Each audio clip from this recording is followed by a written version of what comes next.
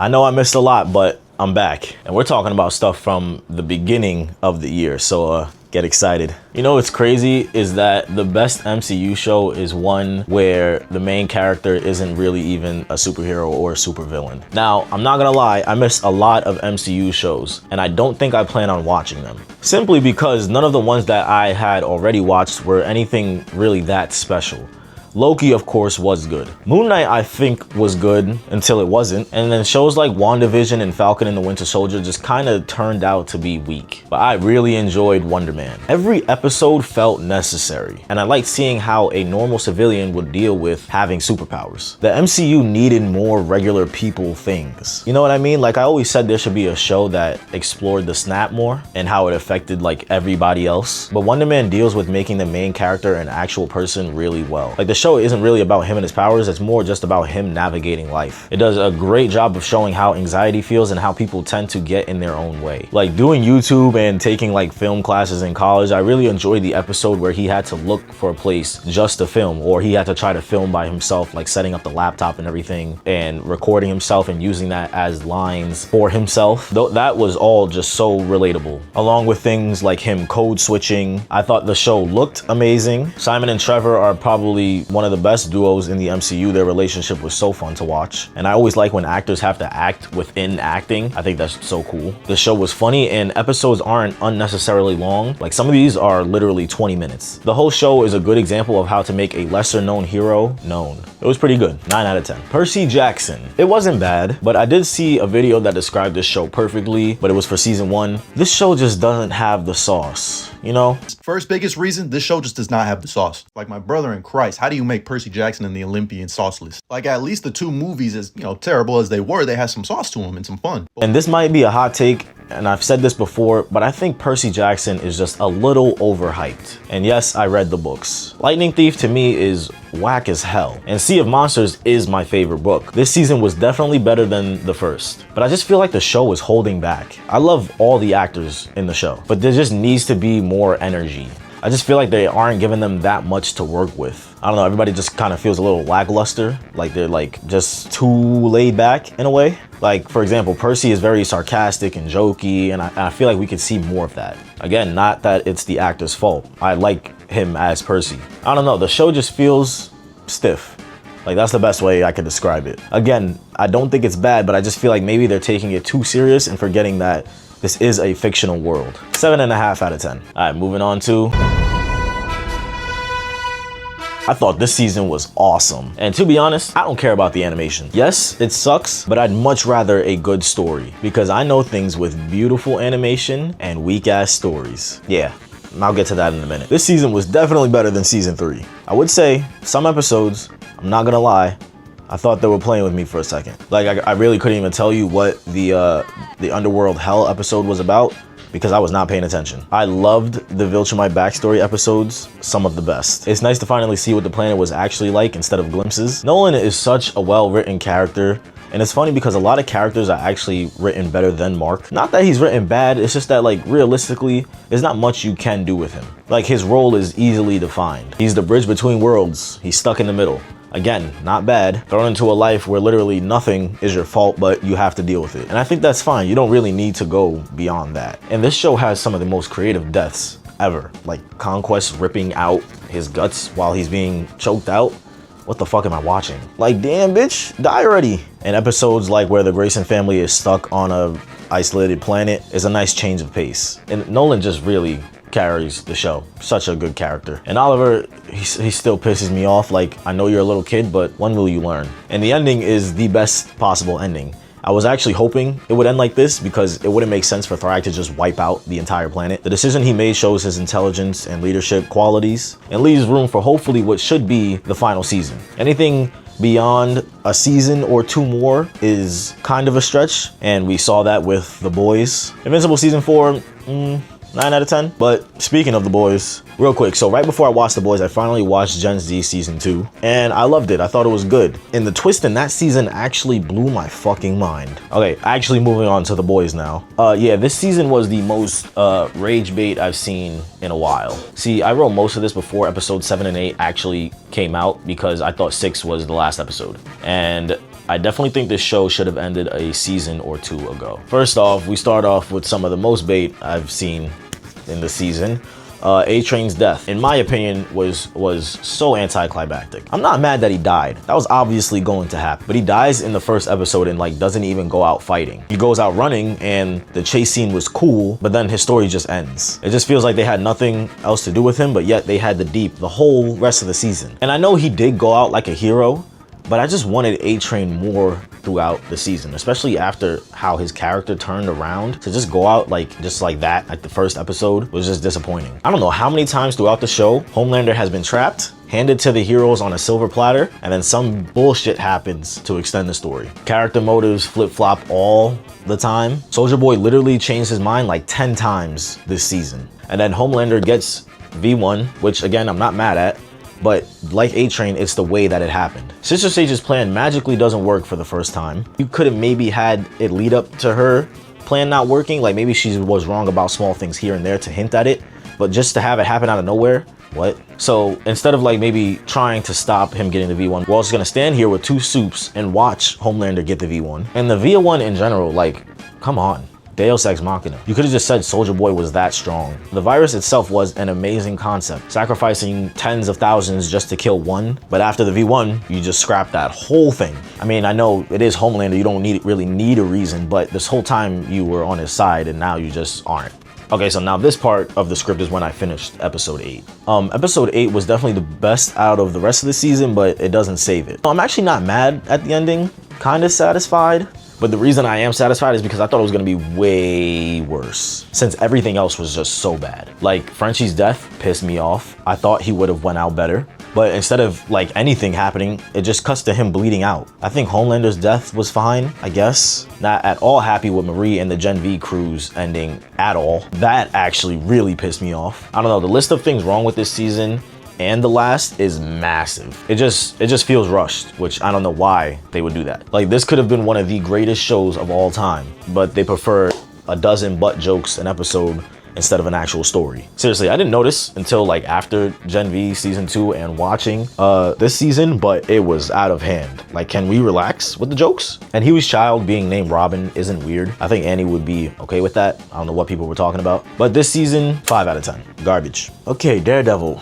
This season was definitely better than Born Again season 1. This does require you to do your homework because this is more connected to the original show than Born Again season 1 was. Every character in this season is just way better. Of course, Murdoch and Fisk are outstanding. That's nothing new. But the side characters are just amazing. I love Daniel. It's a great representation of a good person in a bad situation. I love that Karen is like a test to Matt's faith, and Bullseye is like the division between her and Matt. I think I said this in my last review for the show, but Heather is my least favorite character in this entire show. Like, I don't understand her motivations at all. Is it heartbreak? Is it trauma? I don't know. Honestly, I think she could have been taken out completely and it wouldn't have changed a thing. But surprisingly, one of my favorite characters was Buck. A very minimal role that didn't feel like it was in the way. I like how he becomes more human in a sense as the show goes on. Like, he's kind of a robot until Daniel and Heather change him very slightly. He obviously actually liked Daniel. Like, you feel that he didn't want to make that choice that he had to make. And when he confronts Fisk about it, for the first time, he actually looks nervous. As the show goes on, he shows more and more emotion, and he's also like cold as fuck. The action set pieces were fun. Like, some scenes deadass felt like a video game. Daredevil's here, get him! It's Daredevil! And I like how pretty much the whole season, Matt is Daredevil. Something I want to see like in Brand New Day, like just all Spider-Man. And then in just the last episode, for most of the time, he's mostly Matthew Murdock. And it's mainly just a court battle. And that last episode was crazy as shit. Like, it went from 0 to 100 real quick. I don't know how I feel about it, but it was fun to watch. I like the way it ended, and I'm interested to see if it even continues at all. A little side note, Hamish Headley, this douchebag cop, he should be a fucking voice actor. Holy shit, Karen fucking Page. Hey guys, it's the Bats. 8 out of 10. Okay, the Punisher short. I wish Disney Plus would do more of these shorts. Like, imagine we got these for smaller characters or characters that actually need it. Like Hulk. I mean, the damage is done and it'll most likely never happen, but I like these. This is pretty much all action, so if you like watching people get fucked up, this is definitely for you. Like, this shit is so bloody. There was one scene in like the coffee shop where Frank was just stabbing the shit out of a dude. And I was like, oh my gosh, what the fuck? I never watched The Punisher on Netflix. I know, I'm a fraud. So some stuff I didn't understand, but now this short makes me want to watch it. Excited to see him in Brand New Day, should be interesting. 8 out of 10. Okay, Darth Maul was pretty good. I don't have much to say about the show, but it's more about the state of Star Wars. First off, I believe most of Star Wars is buns. I love Star Wars, but most of it sucks. The sequels we know, garbage. The prequels, people only started liking after the sequels came out, but for the most part, those suck too. All of the spin-offs are a mixed bag of like shit and good here and there. But I always said Clone Wars is the best part of Star Wars. And then Andor came out, and I was like, oh, it's a tie. I haven't watched season 2 of Andor though. I know, I'm a fraud. I think if you like the more political side of Star Wars, then Andor is for you. If you like cool blasters and lightsaber action, then Clone Wars is for you. And Darth Maul adds to that. This show is all smoke. Some of the best lightsaber fights in all of Star Wars. Like, people really animate these fights. Wild. And God, oh my gosh, this show is so beautiful. You pause this show at any moment and you're looking at a visual masterpiece. And I always loved the Clone Wars art style. It's like painted clay. But just look at the backgrounds. It's insane. I like that the episodes are only like 20 to 30 minutes. It's a nice refresher from having hour-long episodes where nothing happens. These shorter ones make shows easier to watch. But at the same time, I felt like it could have been 8 episodes, because some episodes did feel useless. Maul is just such a good character. It's crazy how he was supposed to be killed off, and now he's one of the best parts of Star Wars. And I really did not expect Darth Vader to show up. Like, I was genuinely surprised, and this fight with Maul was cool as shit. But, bruh, does every piece of Star Wars need Darth Vader or Luke Skywalker to show up at the end in order to like save the show, or just show that it's connected to the rest of the Skywalker saga? Again, the fight was cool, but the show would have been fine without Vader. And it kind of just undermines the Inquisitors, who were cool as fuck, by the way. And this is my biggest problem with Star Wars. They refuse to move past the OG trilogy era. Rogue One, Solo, Rebels, Obi-Wan, and I love it, but Andor as well. Even the Jedi games. Star Wars is supposed to be this big, grand universe that takes place over decades, but they keep milking this era dry. It's like they're trying to fill every little date, second, minute, hour in this timeline and make it as packed as possible, just squeezing everybody in. We got a few things here and there, like Acolyte.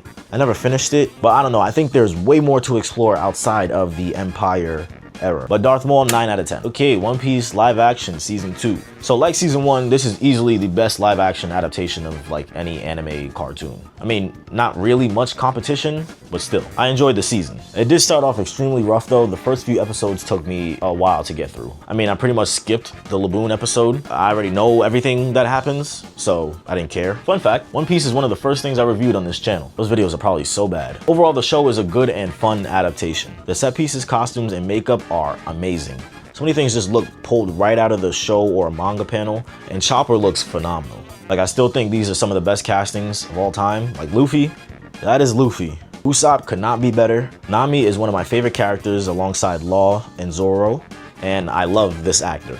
But easily the part I hate most about this show is Zoro. Who is this? Because it's not Zoro.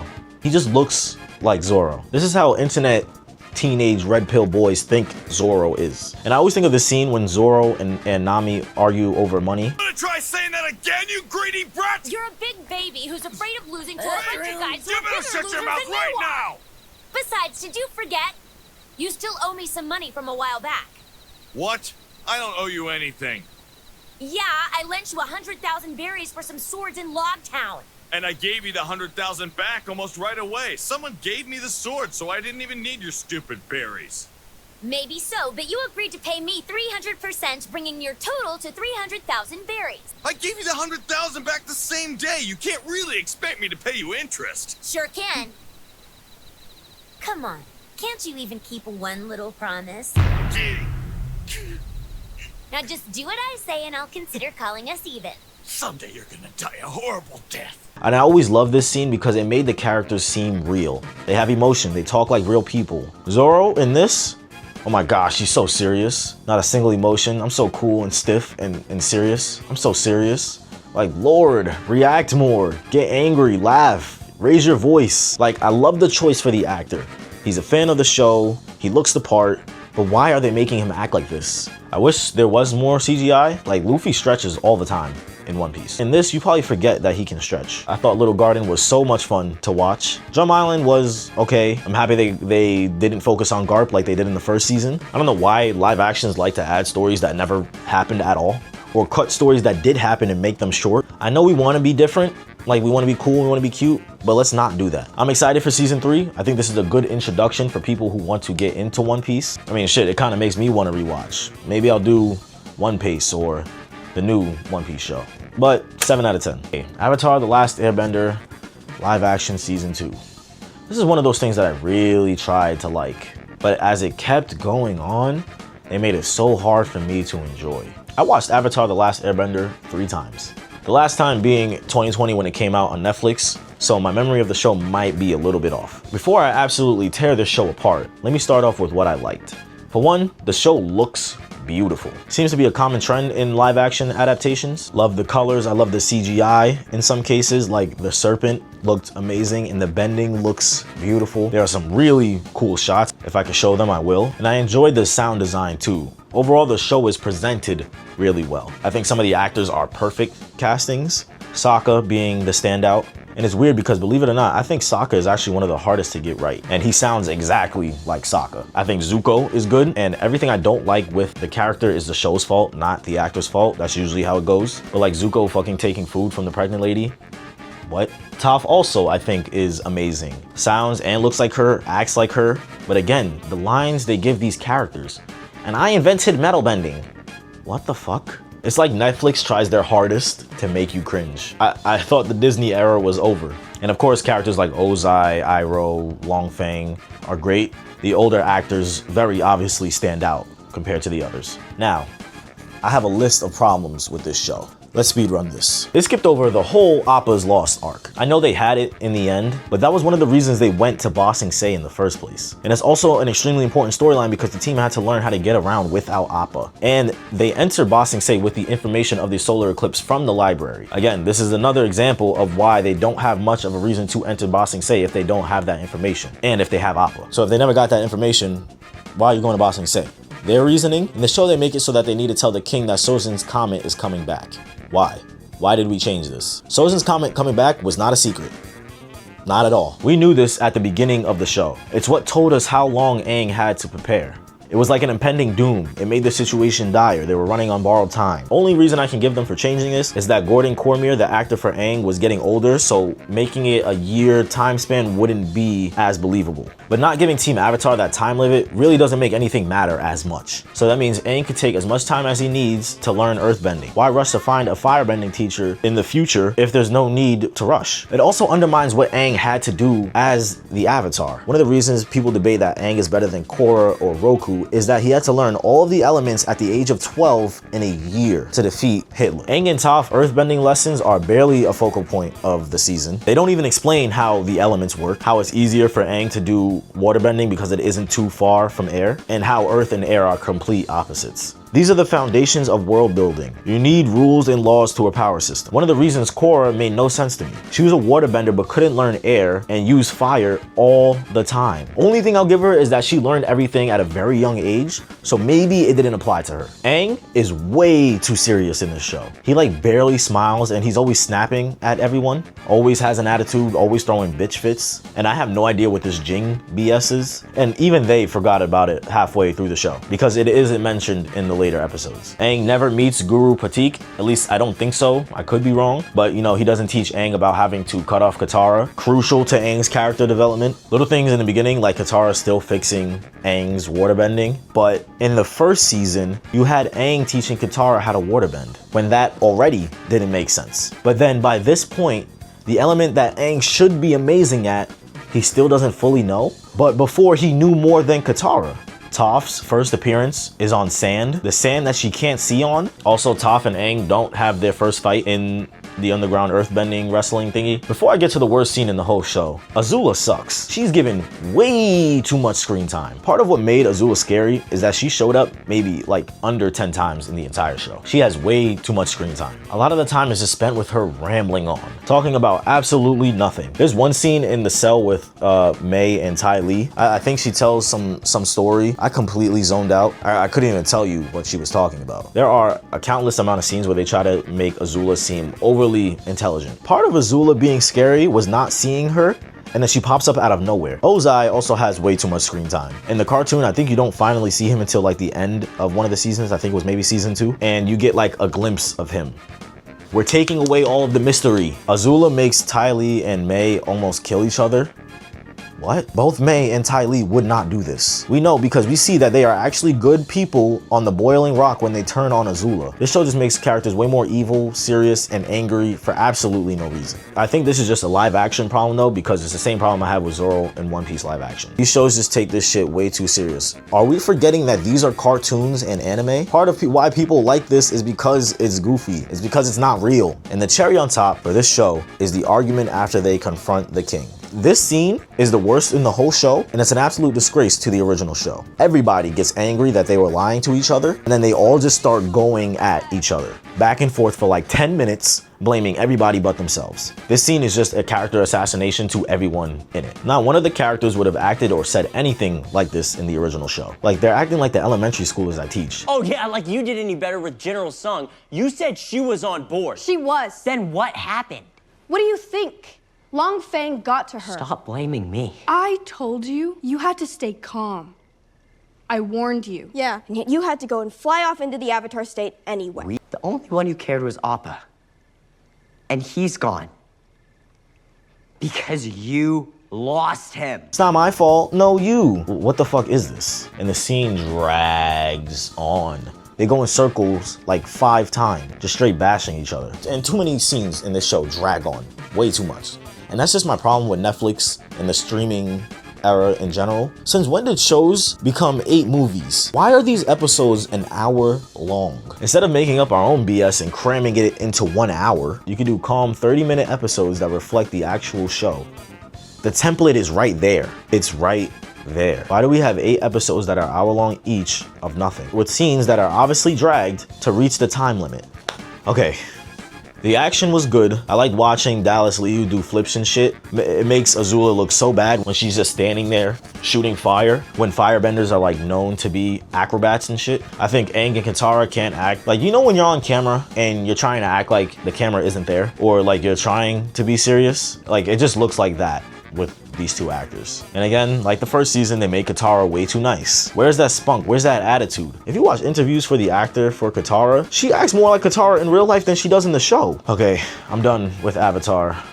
This season, 4 out of 10. I would say though, I think if you do not watch the original Avatar show, or if you've never watched it, this show would be better. That's the only thing I'll give it. Okay, I'm done with Avatar. I'm sorry. Wait. No, I'm not. I was gonna wait until I did like a movie catch-up video, but since we're on the topic, I think this is one of those situations where the fan base was so desperate for something, anything, that we just accept anything. Was this movie bad?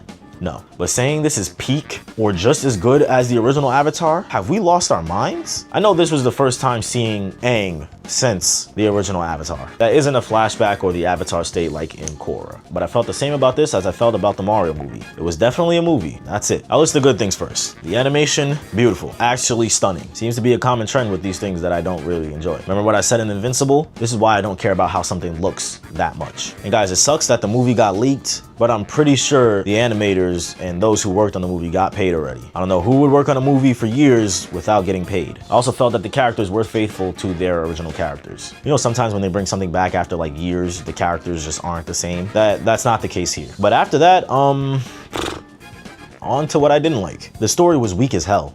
And this is why I'm okay with Invincible having bad animation. My brother described this movie perfectly. Shout out Beezy. This is like one of those spin-off anime movies with a one-off villain. It was painfully simple. If you cannot tell from the beginning this guy came out the iceberg that he was the villain, I think you need to watch more movies. They obviously needed somebody to fight, and it wouldn't be the non-bending minority group. That wouldn't sit right. And if you watch Korra, this villain just doesn't feel that far off from theirs. What else? This is supposed to be Team Avatar at their peak? What, was I watching that? Because I didn't see that. Last time I checked, they were getting washed by people who got airbending for less than a day. They were cornered by new airbenders. They had to be saved by Sokka on a bike. Bending masters were getting beat by new airbenders. I don't really care about Taga beating them, even though I don't think he should have. The Avatar state was weak as hell. You're supposed to be generating all of the past avatars into one, and you're getting washed. Just Aang and Kyoshi alone should not get beat. Just Kyoshi alone should not get beat. I thought the exposition and dialogue was way too on the nose. There are times that Team Avatar, you know, they're talking to each other, but they're clearly talking to the viewer, us, or just repeating past knowledge that we already know. I think the creators forget that the people that watch these things are fans of these things. How many times did they need to tell us that the Fire Nation wiped out the airbenders? We know. Zuko didn't really do shit. I'm glad there's supposed to be more movies because we need way more of this and we need better than this. Listen, I'm a fan of Avatar. If you told me that was the greatest piece of media ever created, I would not even argue with you. I watched Avatar 3 times, I watched Korra twice. Even watched M. Night Shyamalan a couple times. The what bending would you choose conversation is a conversation I have at least 50 times a year.